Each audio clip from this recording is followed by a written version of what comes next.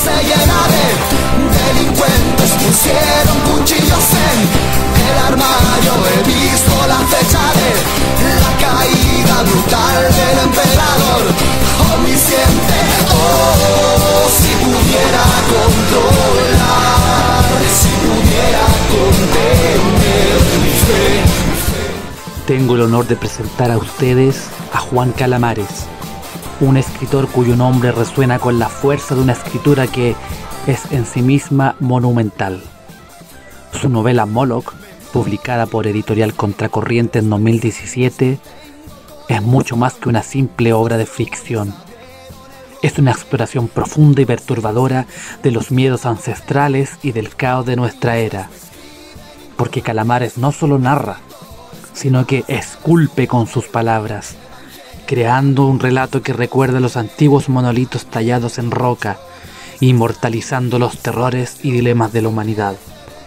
Juan Calamares es un arquitecto de palabras, un autor que a través de una prosa volcánica reiterativa nos invita a sumergirnos en un mundo oculto, un universo en descomposición que late con una vida propia, más antigua y terrible que la nuestra.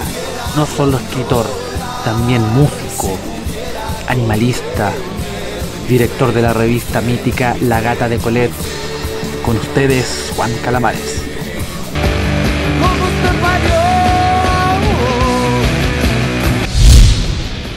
Hola Juan, muchas gracias por estar acá presente en el Lector Estepario.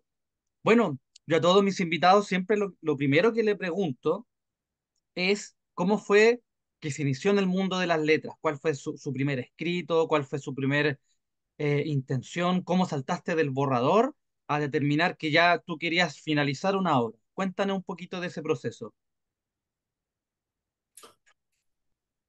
Tengo la impresión de que fue un proceso muy acelerado, un proceso de alguna manera muy vertiginoso. Yo me inicié en la lectura, tengo la impresión que de forma tardía. No fui un niño especialmente lector, fui un niño muy introspectivo que usaba mucho la imaginación, pero no necesariamente estaba dentro del mundo de las letras. A los 16 años, más o menos, 17, 16, empecé a interesarme en el mundo de las letras y en el mundo del teatro rápidamente y comencé a leer todo lo que cayera en mis manos. Y gracias a la influencia de un profesor de teatro, comencé a leer libros que eran bastante complejos. Recuerdo el primer libro que me impresionó y me sigue impresionando fue El obsceno pájaro de la noche de José Donoso. Esa primera lectura, esa primera lectura, como tú bien sabes, tan vertiginosa, me motivó a escribir muy rápidamente. En paralelo a ese libro, yo estaba leyendo también los otros libros que lee un adolescente en aquella época, por supuesto.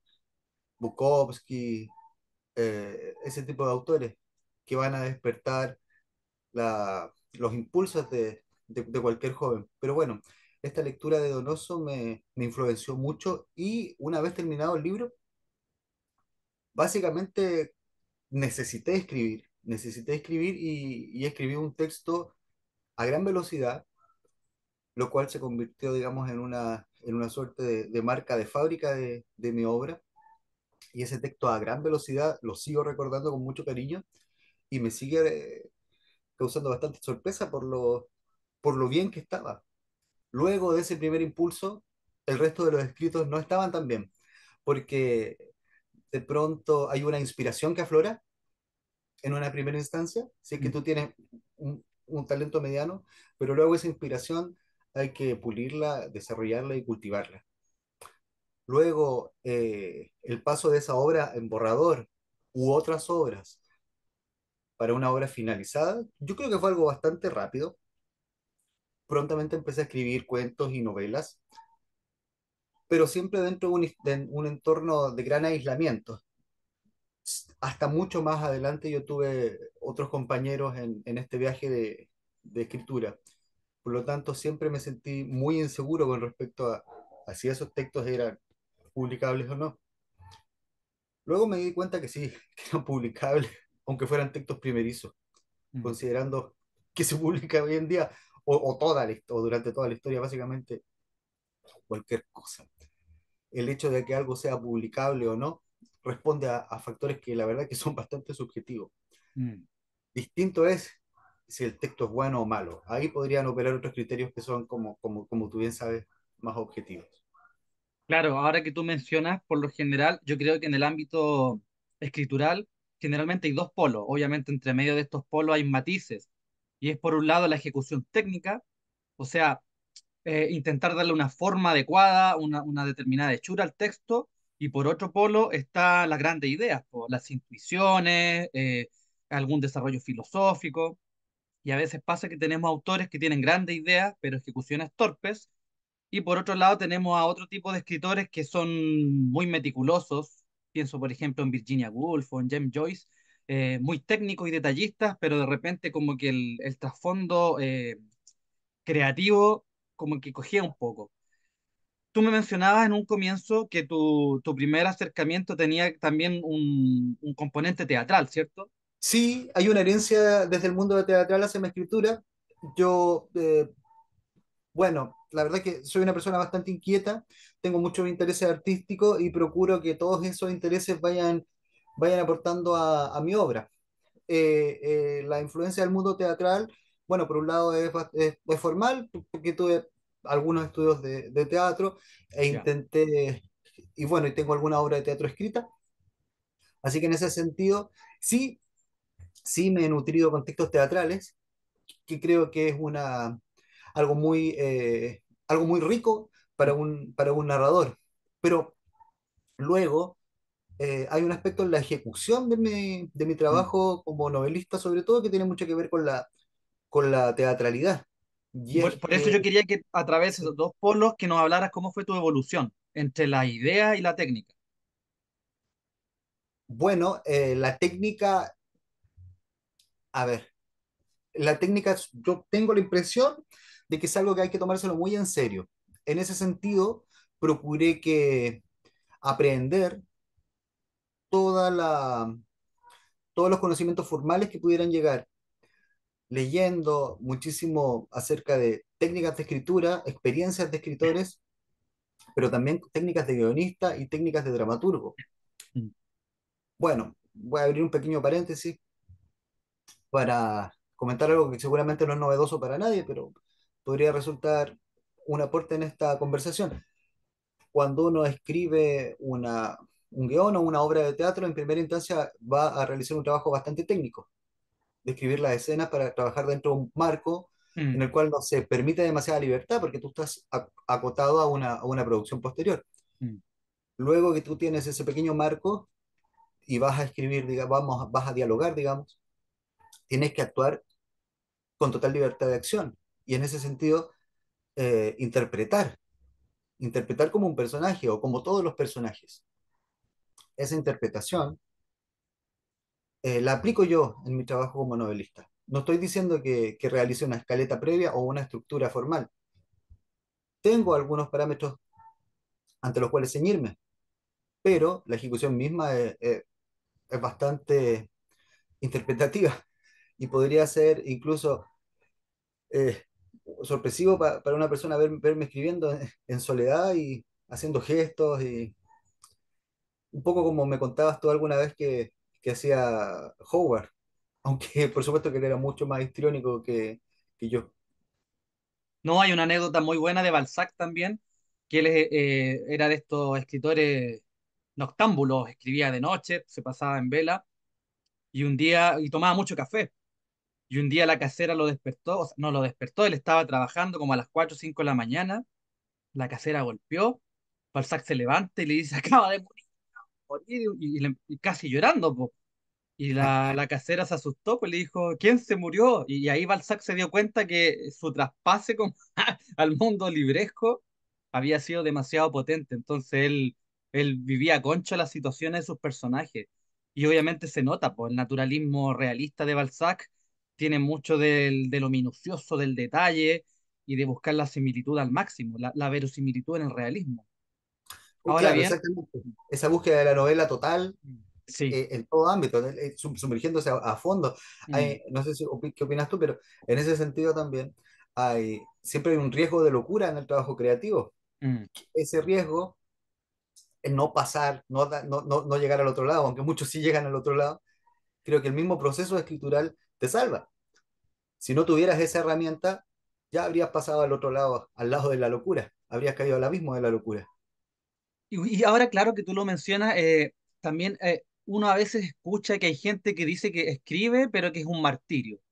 Y hay otra gente que opina lo contrario, que es un placer casi narcotizante la escritura.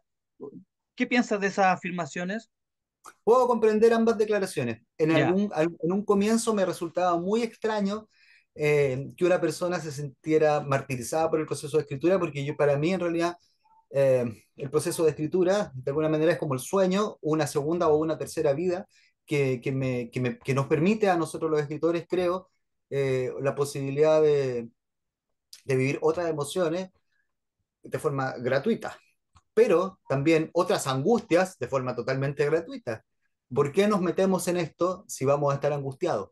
Mm. Claro, y entonces yo podría hacer una distinción entre la felicidad y la angustia de la escritura. Para mí escribir es un proceso muy feliz, pero eso no significa que durante el proceso de escritura no esté absolutamente obsesionado por ella y que sea un trabajo que entorpezca, digamos, todo el resto de mi vida, el resto de mi ocupación. Sobre todo cuando uno está finalizando una novela, de alguna manera, eso es una suerte de carrera contra el tiempo. No sé por qué. Uno se lo impone a sí misma a pesar de que no siempre tenga un plazo de entrega, que puede ser también. Mm. Pero eso es curioso. En esas últimas páginas, uno está, digamos, en una competición de vida o muerte. Porque en esas últimas páginas tú te estás dando cuenta también de que cometiste muchos errores. Rara vez, dudo mucho que una novela vaya a ser perfecta de la primera, Y cuando ya te que pasa eso, cometiste muchos. Juan, cuando tú tienes esa conciencia de que has cometido errores, ¿vas para atrás y tratas de taparlos o te lanzas nomás y tratas de arreglarlo en el camino? Creo que los errores los entiendo al final. Ya. Creo que sigo hacia adelante desbocado, pero eso no significa que una vez que ponga el punto final, por supuesto que no está terminado el trabajo, yo regreso mucho y reescribo mucho. Y en ese proceso de reescritura, creo que también hay un placer. Podríamos abrir un tercer compartimento. La angustia es aquella que te persigue durante el día. Esto pude haberlo hecho mejor, tengo que Mm. regresar a esto, ¿por qué pasó esto? Pero ese proceso de reescritura, digamos, te permite actuar con con mucha más confianza, Mm. creo yo. Sabes dónde estás. Nosotros que trabajamos dentro del ámbito de la literatura fantástica, tenemos, creo, un segundo desafío, que es la creación del mundo en el que estamos, la creación del mundo que estamos planteando. Mm.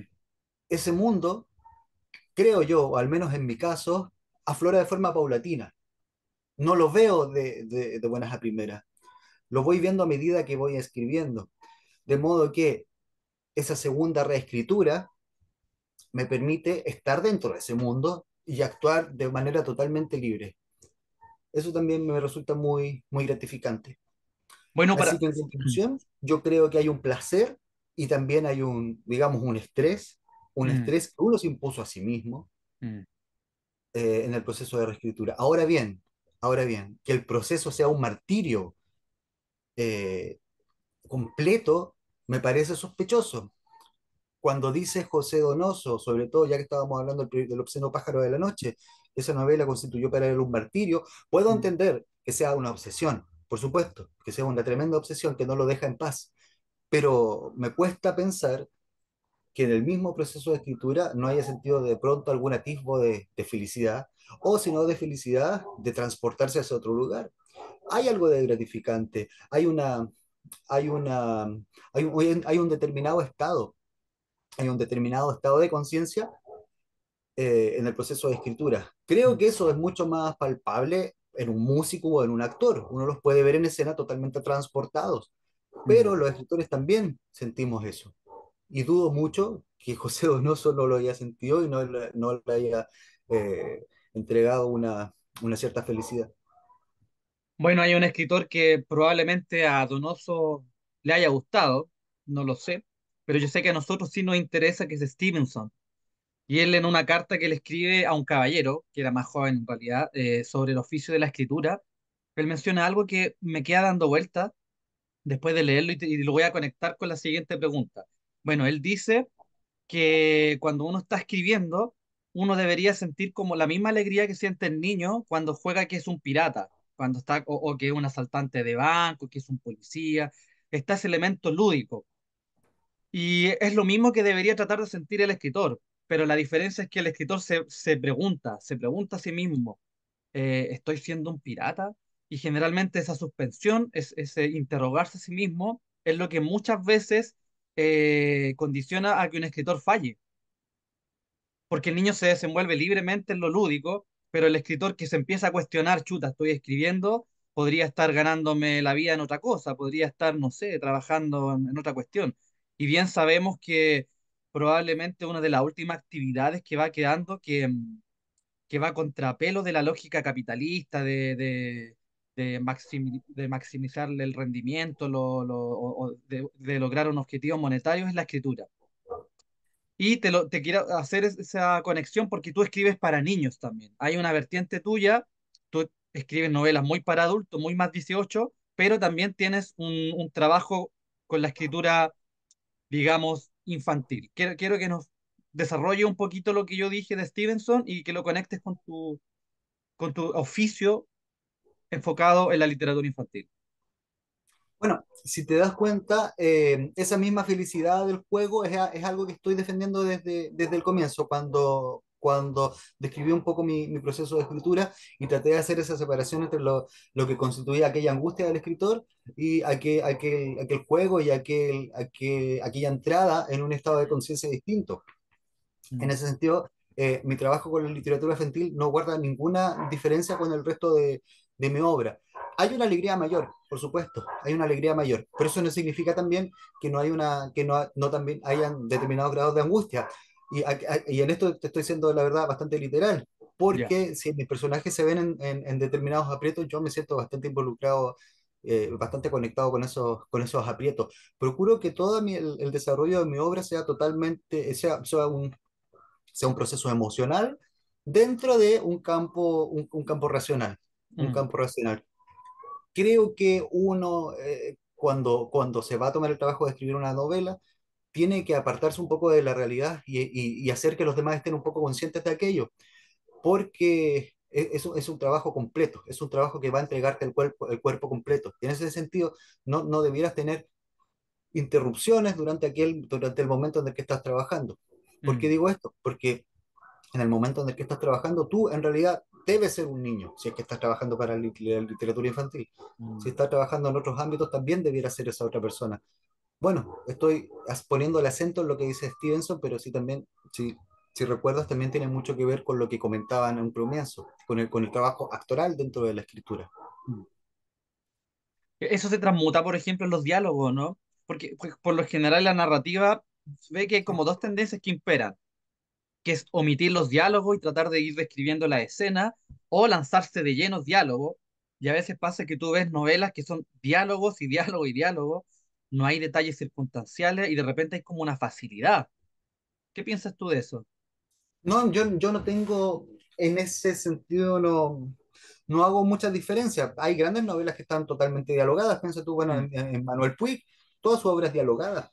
mm, Yo creo que eso no le resta, eh, no le resta peso a la literatura. Pero bueno, más allá de eso, la creación del diálogo es como te decía en algún momento, creo que es una creación actoral. Una creación actoral en la cual uno tiene que tener muchísimo oído. Yo creo que eso es bastante importante. A menos que uno esté deliberadamente trabajando con una cierta estética, ya. en la cual los personajes vienen de otra época o bien estén, en fin, ¿tú me entiendes? A menos que uno Sí, trabaje con un cierto contexto, el diálogo responde, por supuesto, a la ya. oralidad, En ese absolutamente a la sentido, oralidad. si te estoy entendiendo bien, lo que a ti te interesa es caracterizar el personaje, ¿no? Que no todos hablen igual, que no todos tengan los mismos tics, o sea, que sean, se diferencian entre sí, ¿no? Sí, y eso va surgiendo, como te decía, seguramente en una segunda escritura, en mi caso al menos, porque yo Ya. no soy un escritor de que planifique demasiado. Por Mm, supuesto que tengo una planificación en el primer acto, digamos, para saber a dónde voy, pero luego estoy a la deriva. mm, En esa deriva yo voy descubriendo, voy superando barreras, y a veces en superar esas barreras hay mm, una cierta angustia como escritura. Yo considero que esa angustia como escritor, quiero decir, se traslada luego al lector, y creo que el lector, es como yo veo las cosas, no debiera percibir esa angustia. De modo que una segunda reescritura va a cruzar con absoluta libertad aquellos enclaves, aquellas barreras que te permitían ir hacia adelante. Hay, hay un libro muy bonito y breve que es de Ray Bradbury, que se llama El Zen en el arte de escribir. Eh, Él comenta al principio de ese libro algo que cualquier lector primerizo, cualquier escritor primerizo se va a preguntar, y es que el zen implica no pensar. mm, ¿De qué manera se condice eso con el trabajo de escritor? Eso es lo que se va a preguntar cualquier escritor primerizo. Se supone que nosotros debemos pensar, pero no. Como insisto, no debiera haber una diferencia mayor entre el trabajo de un escritor como intérprete al mm, trabajo de un guitarrista como intérprete o de un actor. mm, Sin embargo, esta libertad plena solamente se va a adquirir luego de un proceso de musculación. mm. Solo una vez que tú hayas desarrollado una capacidad técnica, y la tengas aprendida, totalmente incorporada, puedes sumergirte, arrojarte al mar con esa alegría.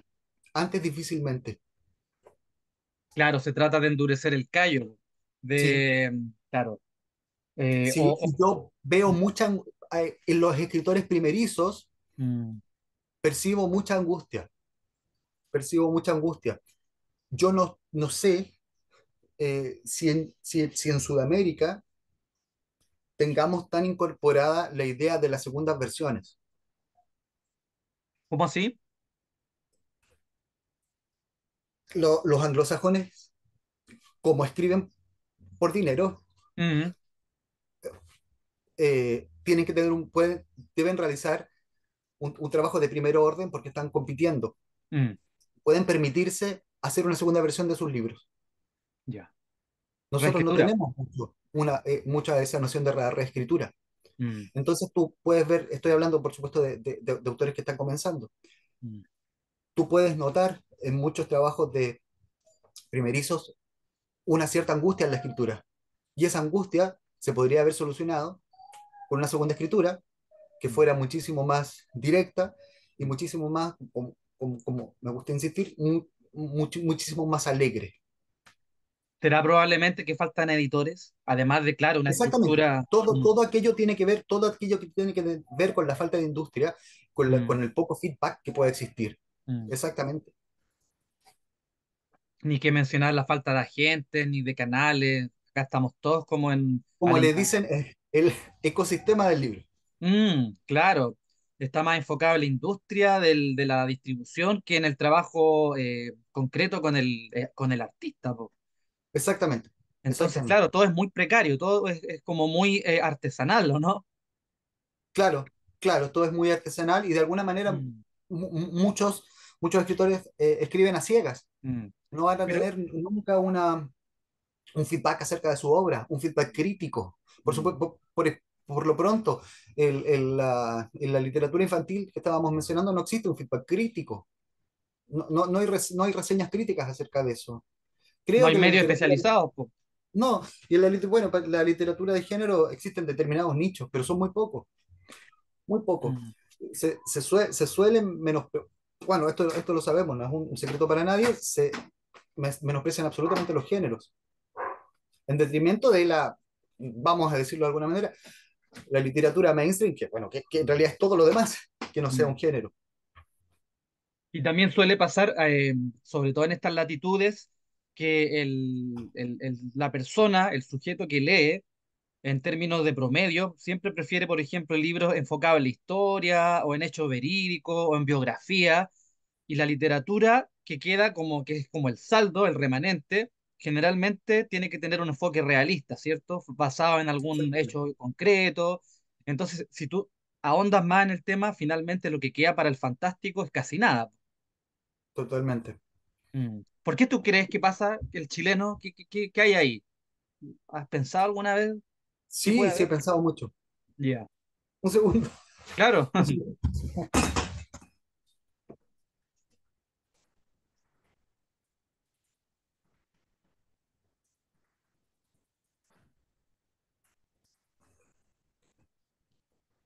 Tuve que evitar que mi perro se comiera la planta. Ah, Ahora, miércoles. ahora ahora voy con la respuesta. Claro. Sí, yo he reflexionado muchísimo hacia eso y creo que voy a volver a José Donoso. Seguramente porque aquellos escritores que lo formaron a uno, Mm, obviamente que marcaron una huella más profunda. A medida que pasa el tiempo, cuesta, al menos en mi caso, incorporar ideas que sean formativas. Obviamente uno ya se formó. Bueno, existía en Chile la idea de que todo aquello que fuera imaginativo era algo de segundo orden, mm, y voy más allá, algo europeizante. ya.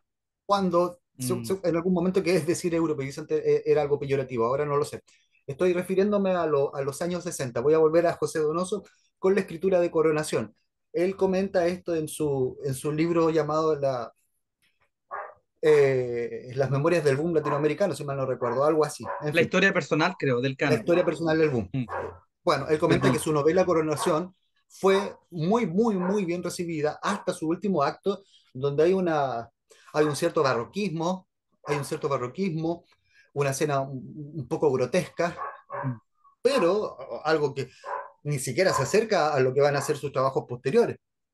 Sin embargo, eso no había sido bien visto. En aquel momento, en Chile, un escritor tenía que usar poncho, decía él, y tenía que estar muy comprometido socialmente para hablar del hombre de la tierra, para mm, hablar del hombre del trabajo. Luego, digamos que ese prejuicio, esa mala comprensión de la literatura se fue diluyendo con el paso del tiempo. Pero, pero siempre va a existir esta dialéctica entre aquellos que no saben de literatura y que pretenden que la literatura tiene que ser una descripción de la realidad, con aquellos otros que estiman que la literatura es la puerta hacia un mundo en el que tú te puedes sumergir y que no necesariamente existe. De ninguna manera con esto yo estoy denostando a la literatura realista, tampoco estoy diciendo que no tiene que existir un compromiso fuerte con la realidad. Creo que mm. todo cabe, pero me parece una muestra de suma ignorancia pretender que la literatura comprometida socialmente va a ser superior al resto de la literatura, en este caso del género. Mm, Eh, y bueno, creo que ese fenómeno ocurre en Chile, porque somos un país que sigue estando aislado, mm. donde a pesar del Internet hay ciertas conversaciones que siguen estando fuera y que no nos llegan. Eh, no sé si eso responde un poco a tu pregunta. Claro, pienso, por ejemplo, que todavía seguimos un poco, eh, no sé si entronizados la palabra o pegados con cierta estética. Y claro, alguna vez, por ejemplo, era común que el artista tenía que encarar el tema, por ejemplo, de la dictadura, po, que fue un hecho traumático, que generó un cambio social muy contundente. Y probablemente eso mismo después se vio con el tema del estallido social. Entonces muchos críticos salieron hablando que había que hacer como una suerte como de compromiso, de relatar aquello hecho, pero es que la verdad es que después de 4 o 5 años ya las cosas se empiezan a diluir, y lo que en algún momento fue tan urgente pasa como algo más de la historia, como un elemento más. Sí, el escritor refleja su época, Sí, pero no refleja necesariamente la contingencia. Por supuesto que exacto. una obra contingente puede trascender, pero yo creo que recoger la contingencia es algo que le pertenece al periodismo. Mm, Creo que la literatura, y yo con esto no quiero establecer nada de manera absolutamente tajante, creo que por supuesto que hay miles de variables, pero creo que la literatura muchas veces responde a una reflexión y algo que está madurando. Mm, Creo que una novela debe madurar. mm, Por supuesto que se pueden escribir novelas de encargo, mm. pero las grandes obras tienen que madurar. Y generalmente a veces ocurre que las grandes obras anticipan hechos, no de forma profética ni oracular, sino que el novelista, el artista observa una realidad y años después eclosiona. Pienso, por ejemplo, en La Regenta, que está escrita a fines del siglo XIX, y ya se ve la fractura de la sociedad española, cuando, por ejemplo, aparecen tipos que vamos a matar al cura, el clero también se está fracturando, y tú te pones a leer y dices, bueno, esto es como que hubiese sido escrito al calor de la guerra civil, pero todavía faltaban 40 años. Bueno, podemos ser quizás los escritores de alguna manera antenas, personas Mm, que por su propia profesión, por su propia, por aquel fenómeno de la introspección, van a ser más receptivas a aquellas pulsiones que a la larga van a conformar esos cambios sociales tan abruptos, tan potentes. me gusta Creo que eso mucho es mucho más una... interesante que, que recoger testimonios determinados de la contingencia. Muchísimo más. Claro, porque finalmente son barridos por el polvo. La gente ya se olvida, ya pasa a ser parte como del almanaque, Exactamente, exactamente. por mucho que pudo haber determinado un momento concreto de la historia. Ya, mira, vamos a pasar ahora a hablar sobre tu faceta como escritor para adultos y me gustaría que nos detuviésemos en dos obras que para mí son de las que leí tuya, una que es inédita, que es El Corvo, y una que está publicada, que es Moloch, que va a tener una pronta reedición. Partamos con El Corvo. El Corvo es una novela muy violenta, ¿cierto? Que describe una situación que tiene que ver con un asesino, ¿cierto? Cuéntame Sí. un poquito más cómo fue cómo fue esa escritura y por qué también ha pasado mucho tiempo desde que tú la terminaste de escribir y todavía no se ha editado. ¿Qué hay ahí entre medio? Bueno, yo soy una persona bastante insegura. eh, Me cuesta muchísimo concretar. No Mm, soy una persona que deje los trabajos a media. mm, Ese no es mi defecto. Empiezo una obra y la termino. mm. Pero una vez que termino la obra, pienso que de alguna manera supongo que se va a publicar sola. Bueno, como hablábamos hace un rato atrás de los agentes, ya que no tenemos agentes, tenemos que exigirnos a nosotros mismos ser nuestros promotores, nuestros agentes, todo lo demás, pero materialmente, claro, la obra del cobro, bueno, no se ha publicado por eso. Y bueno, volviendo al tema de la autoexigencia, eh, creo que esa obra fue bueno que haya quedado postergada, porque bastantes años después pude releerlo y pude ver sus defectos. Yo voy a decir algo con lo que seguramente tú vas a estar en contra.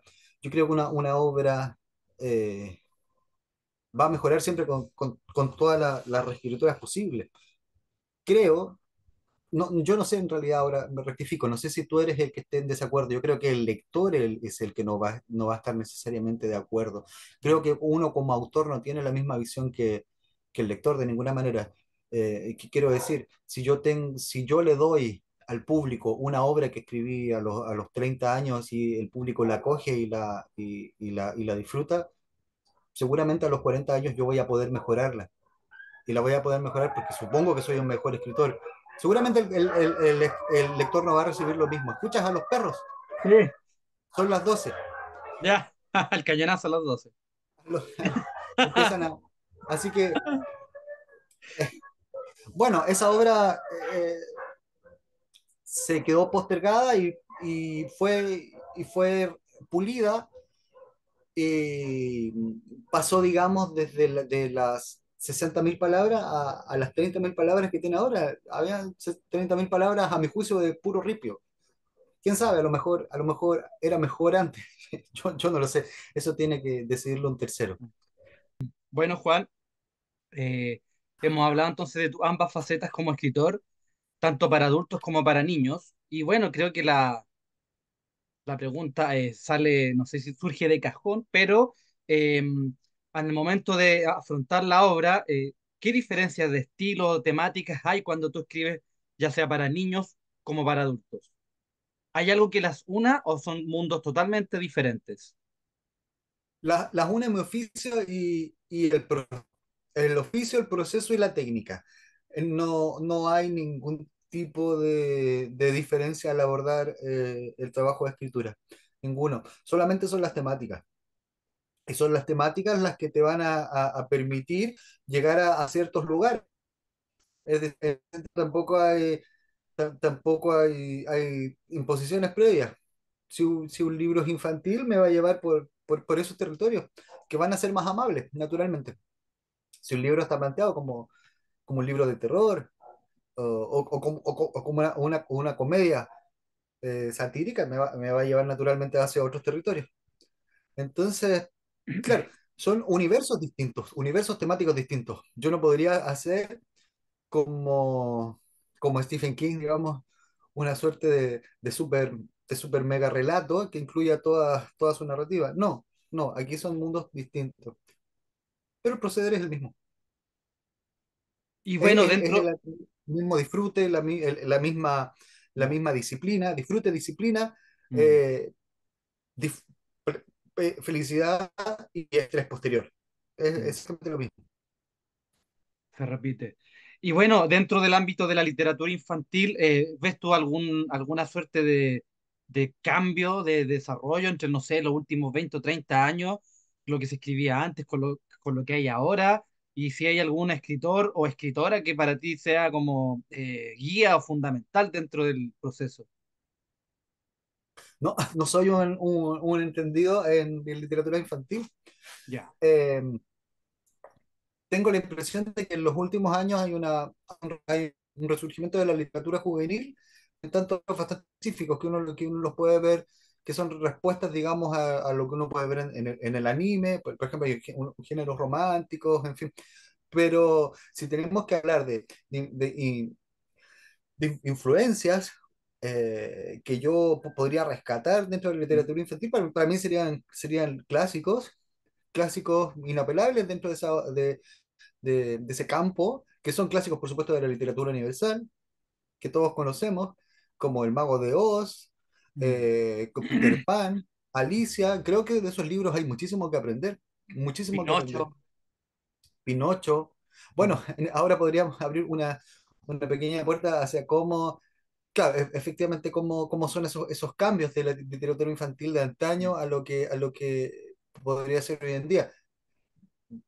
Partiré diciendo que no soy un crítico de los cambios que puedan suceder, porque bien sabemos que el género del cuento de hadas surge como una suerte de preparación para el mundo futuro, mm. en contextos muy duros. Por lo tanto, las posteriores adaptaciones de los cuentos de hadas responden a lo que estamos como capacitados como sociedad hoy en día para comprender. El final de Caperucita Roja original es muy crudo, es Mm, muy crudo. No, no hay final feliz.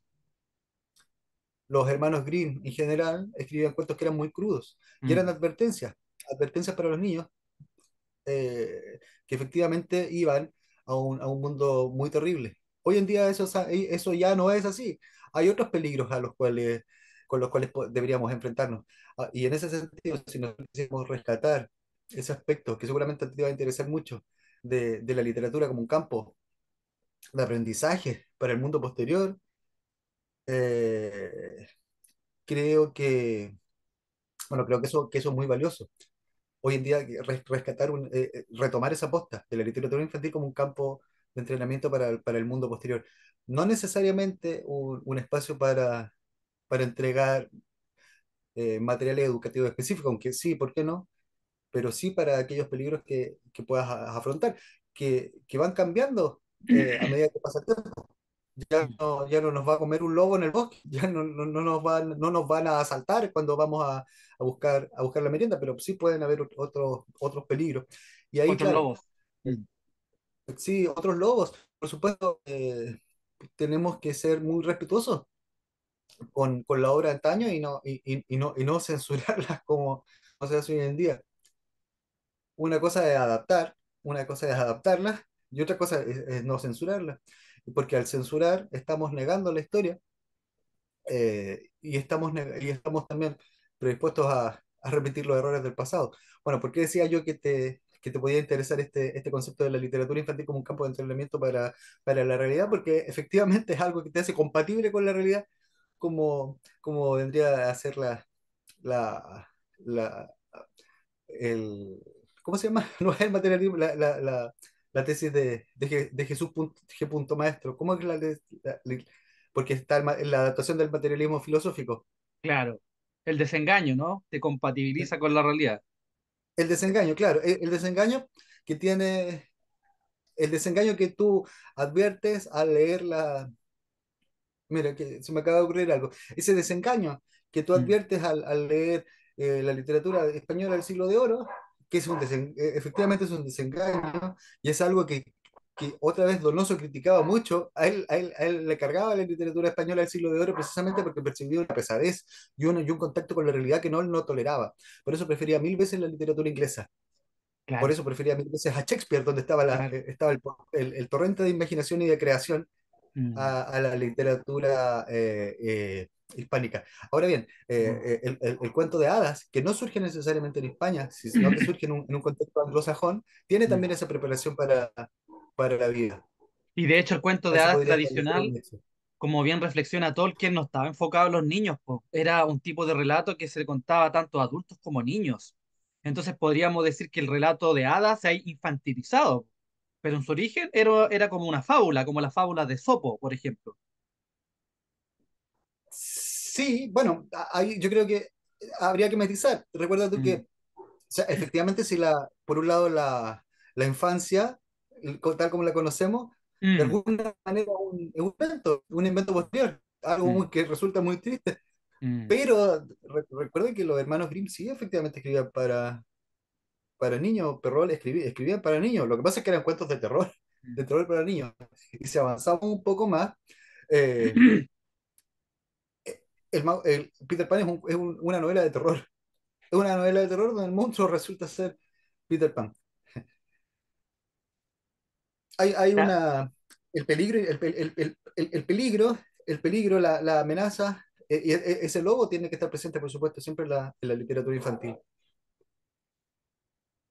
Hacerle claro, mostrar al niño que el mundo no es un lugar seguro ni un lugar Sí, amable, ¿cierto? Que la vida claro, te va a golpear, que hay gente exactamente. efectivamente maligna. eh, claro, bueno, hay mucho ahí que analizar. El motivo no es la literatura infantil, pero más adelante podríamos abordarlo en un post especial. Y ahora te quiero sacar un poco de ahí y me gustaría que nos viniéramos al presente. ¿Hay algún autor contemporáneo que esté vivo o que haya fallecido recientemente que te pareciera que estuviera marcando, no sé si la pauta, pero abriendo nuevos caminos respecto a lo que es la literatura? No lo sé. No suelo estar atento a las novedades Ya. y creo que la pregunta que me formula se contradice también con, eh, con lo que puede ser la novedad. O sea, difícilmente nosotros podemos evaluar la novedad Mm, como algo importante. Tenemos que dejar que pase un poco de tiempo. Bueno, yo lo único que podría decir de los autores contemporáneos vivos, no, alguien que murió recientemente, que me parece importantísimo fue Cormac McCarthy. mm, Eh, creo que hay un peso en la literatura de Cormac McCarthy, un peso que nos ancla a un pasado remoto de la humanidad, mm, que yo no he percibido en ningún otro autor contemporáneo, ni siquiera en Faulkner, en nadie más. Creo que fue una gran pérdida, dejó tres novelas inacabadas, aunque mm, sí grandes, bastante voluminosas, a pesar de estar inacabadas. Además que creo que él fue el último escritor que me golpeó como un martillo, el último autor. Luego de él no hay otro autor que me haya transformado, que haya transformado absolutamente mi visión. Podríamos, por supuesto que hay autores anteriores, hay autores que no son contemporáneos claro, que son impresionantes, pero aquellos con los que tú pudiste compartir época, no. El último libro que me pareció realmente importante fue El reino de Emmanuel Carrère. Ya. Pero cuesta mucho encontrar contemporáneos, libros contemporáneos, que me, que me resulten así de importantes. ¿Cuáles son los elementos que te deslumbran o que tú buscas en un contemporáneo? Ahora que estamos hablando. Yo creo que tiene que existir una suerte de empatía, una suerte de empatía con ese autor que tú percibes detrás de aquella obra. Tienes que compartir, creo que ciertos puntos de vista, cierta forma de enfrentar el mundo. Pero más allá de eso, tiene que existir una resonancia sobre todo se percibe al final de la obra. Y esa resonancia que uno está acostumbrado a vivir después de escuchar una gran pieza musical o Mm. después de ver un cuadro impresionante. Creo que esas impresiones artísticas, esas impresiones que te subliman de alguna manera, son las que uno espera en una gran obra. Creo que en muchas ocasiones la literatura de consumo nos hace olvidar esa resonancia final y ese impacto que nos entrega la obra. Sabemos perfectamente que aquella gran obra no es la que nos está enseñando cuestiones materiales, Mm. cuestiones prácticas, pero sí es aquella que va a dejar una huella imperecedera en nosotros, por otras razones. En el caso de Cormac McCarthy hay muchos elementos, pero te da la sensación, te da la sensación de que el mundo es un lugar peligroso y que el mal es gratuito. La gratuidad del mal que te muestra Cormac McCarthy, creo que es algo que ningún otro autor contemporáneo ha, ha podido, ha podido entregar. Y haciendo un contrapunto, algún autor clásico, ya sea de la antigüedad, Edad Media, Renacimiento, como tú quieras, que para ti también sea fundamental y que haya tenido esa misma potencia, que haya obrado igual que Cormac McCarthy en ti. Bueno, eh, seguramente, seguramente aquella escritura de Cormac McCarthy eh, me deslumbra, entre otras razones, porque me remonta a un pasado remoto, a pesar de que sus obras transcurran en muchas ocasiones en el contexto del siglo XIX Mm. o ya en el siglo XX. Bueno, si estamos hablando de clásicos imperecederos, el Edipo Rey de Sófocles te Ya. conecta te conecta con, con aspectos Puro. que son puros, efectivamente, con aspectos puros del alma humana, con Mm. conflictos puros del alma humana, sin maquillajes posteriores, sin maquillajes posteriores. Estás en un lugar, estás en un lugar tan lejano, Mm. con emociones y con conflictos tan potentes que, que yo creo yo creo que difícilmente pueden ser replicados a posterior. No pueden ser replicados. No pueden ser replicados. Más allá de la originalidad que te entregan esas obras clásicas, creo que el estar en estados anteriores de la propia humanidad te permite entregar ciertas reflexiones, ciertas emociones, con con una transparencia y una brutalidad, y una poesía, por supuesto, que no va a poder ser eh, rehecha de ninguna manera. En ese sentido, creo que los autores contemporáneos estamos bastante limitados. Estamos, por supuesto, eh, limitados, por supuesto, a la genialidad de los anteriores, que jamás los vamos a poder alcanzar, ni siquiera tocar su sombra. ¿Será porque ellos estaban en contacto totalmente con un mundo mucho más hostil, de guerra, de Sí, enfermedades, y ahora nosotros vivimos una época como del confort? sí, Sí, vivimos en una época de confort en el cual por supuesto que las cosas se Mm, están sofisticando mucho más. Eso es verdad. mm, Eh,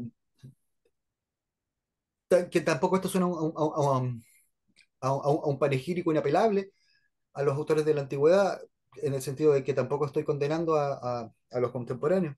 Por mm. supuesto que yo estoy consciente de que existen reflexiones mucho más sofisticadas. Por supuesto que esas reflexiones más sofisticadas están paradas sobre, sobre, sobre los hombros de los antiguos. Ahora bien, volviendo a tu reflexión, efectivamente, aquellos mundos más hostiles, con reflexiones más claras, eventualmente pueden volver, porque como bien Sí. sabemos, nuestra civilización está, Mm, es muy frágil, y de pronto toda nuestra sofisticación se puede quebrar y se puede hundir en cualquier momento ante cualquier catástrofe. La No sé gran si están reflexión, sí. La gran reflexión que sí, hace continúa. Robert Howard, pues, un autor que a los dos nos Sí, encanta, que él dice que exactamente. habla de esta costra civilizatoria y dice que son 300, 400 mil años de anarquía y barbarie versus los 20.000 a lo sumo de la civilización. O sea, en tiempos geológicos, la civilización es un suspiro, es nada. Claro, pareciera que aquellos recuerdos Mm, están, voy a decirlo así, inscritos en nuestra memoria genética, pero también podrían estar inscritos de otra manera, mm, y por lo tanto aquellas historias resultan ser tan evocadoras.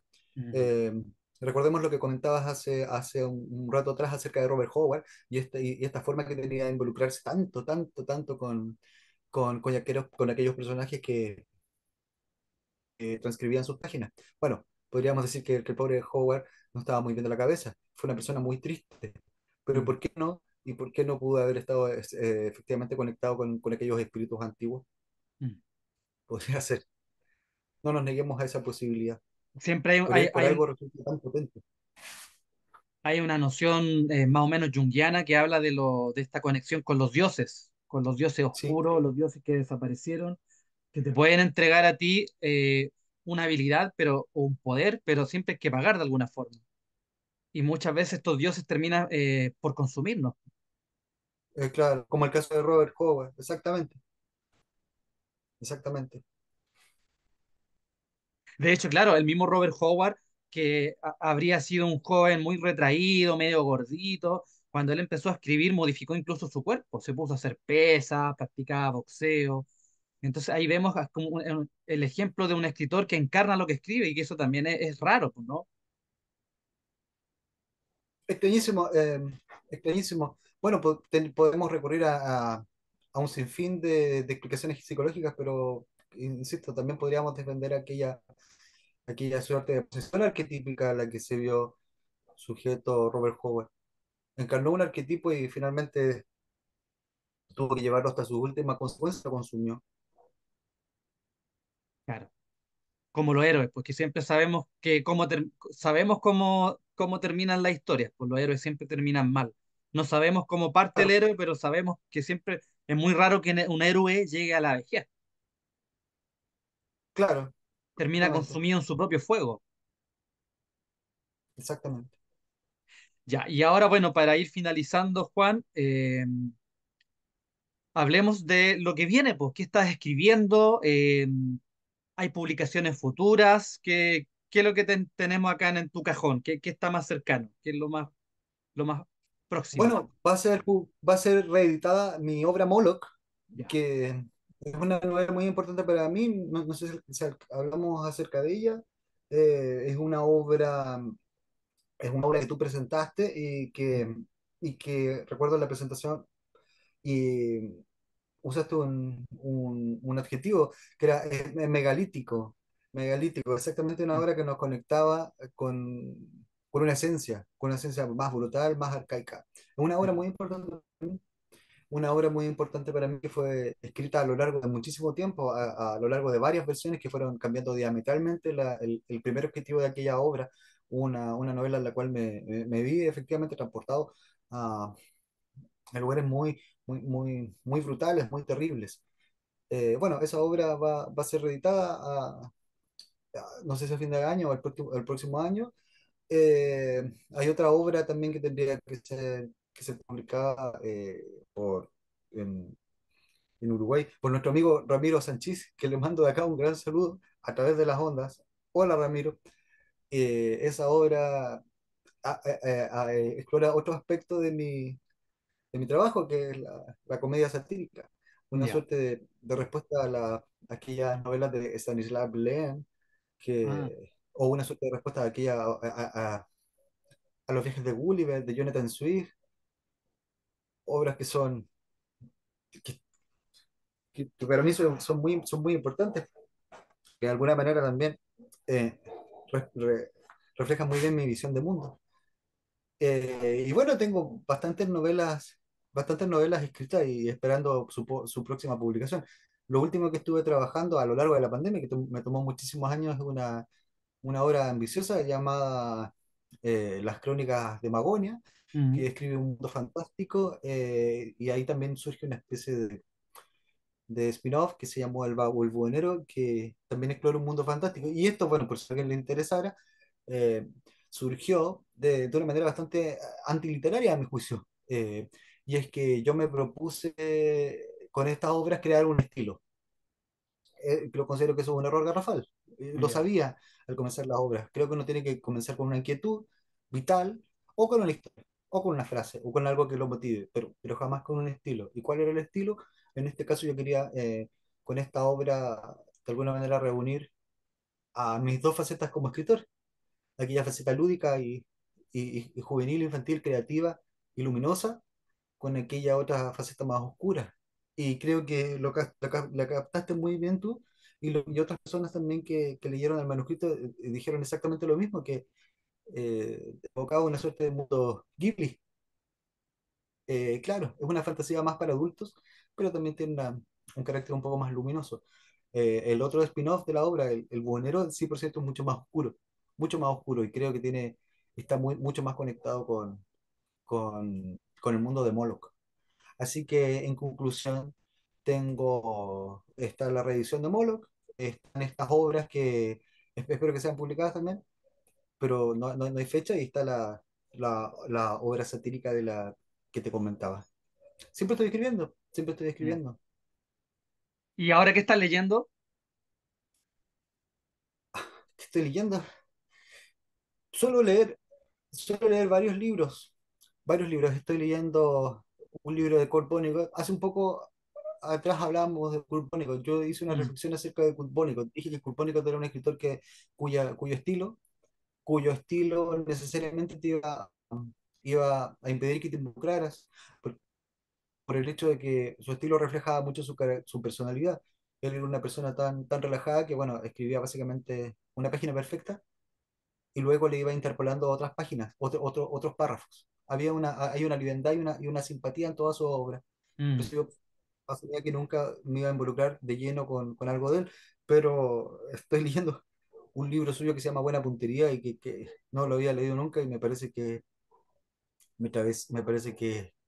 es bastante impresionante. Leyendo también a un escritor que me resultó una sorpresa, ¿Quién? un escritor muy lúdico, ¿Cuál? muy interesante. La Serpiente se llama, de Editorial Long, Ah, César Aira, ya. de, de César Aira. Sí, Mm. estoy leyendo ese libro, y bueno, estoy leyendo otro libro que se llama Crímenes del Soho, de un escritor británico, pero bueno, eso es lo que estoy leyendo en este momento. Esos tres libros.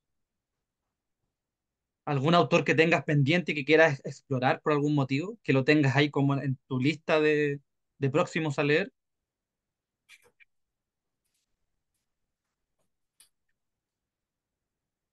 Me enfrenté bueno, no sé si la verdad que no soy muy poco sistemático para mis lecturas. Lo que sí me gustaría comentar es que hace poco me enfrenté a dos autores que debía haber leído cuando más joven, y que me resultaron una decepción absoluta. Mm. También podemos hacer desrecomendaciones, Claro. que fue Douglas Coupland y America X y Transporting de Irving Wells. Ah, eh, Me parecieron, Transporting me pareció mucho más interesante, ya. pero estaba escrita en un argot que me resultó Mm. bastante aburrido. Y Douglas Coupland me parece seguramente el escritor más superficial e irrelevante que leí jamás, que leí jamás. Creo que al leer su obra uno puede remontarse a la parte más superficial y frívola de esos años 90 tan tranquilos que a veces rememoramos con nostalgia, pero que en realidad en tanto lo literario y eso es algo que se puede reflejar muy bien en Chile, muy bien en Chile, por determinados movimientos, fue nefasto.